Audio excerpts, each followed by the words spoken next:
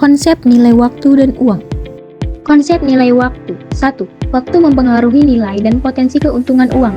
Karena uang yang kita pegang sekarang bisa kita gunakan untuk menghasilkan keuntungan, misalnya ditabung, diinvestasikan, atau diputar dalam bisnis. Yang kedua, waktu selalu maju dan tidak bisa diulang. Artinya, kalau kita menunda menggunakan uang untuk sesuatu yang produktif, kita bisa kehilangan peluang buat dapat keuntungan di masa depan. Ketiga, di dalam bisnis, waktu berarti biaya dan pendapatan. Karena waktu bisa menentukan besar kecilnya biaya dan pendapatan. Semakin cepat suatu bisnis berjalan efisien, biasanya semakin besar juga peluang keuntungannya. Maka ada pepatah mengatakan, time is money. Karena setiap detik yang terbuang bisa berarti kerugian. Selanjutnya, konsep nilai uang. Konsep nilai uang ada 5. Yang pertama, uang sebagai alat tukar. Uang digunakan untuk membeli barang dan jasa dalam kegiatan ekonomi. Yang kedua, ada nilai sekarang. Nilai uang saat ini yang lebih berharga dibandingkan uang di masa depan. Yang ketiga, ada nilai yang akan datang. Adalah nilai uang di masa depan setelah terjadinya pertambahan bunga. Yang keempat, bunga tunggal dan bunga majemuk. Bunga tunggal adalah bunga yang dihitung dari modal awal, sedangkan bunga majemuk dihitung dari modal tambah bunga sebelumnya. Yang kelima, ada anuitas. Anuitas adalah pembayaran atau penerimaan uang dengan jumlah tetap secara berkala.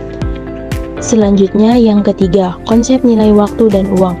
Time value of money adalah prinsip yang menilai perubahan nilai uang dari satu periode ke periode lain karena faktor waktu. Artinya, uang yang dimiliki saat ini lebih bernilai dibandingkan jumlah yang sama di masa depan, karena dapat digunakan untuk investasi dan menghasilkan bunga.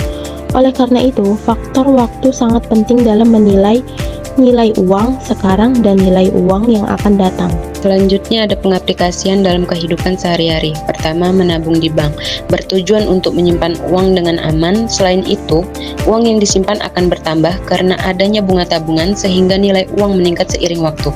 Yang kedua, berinvestasi dalam deposito atau saham.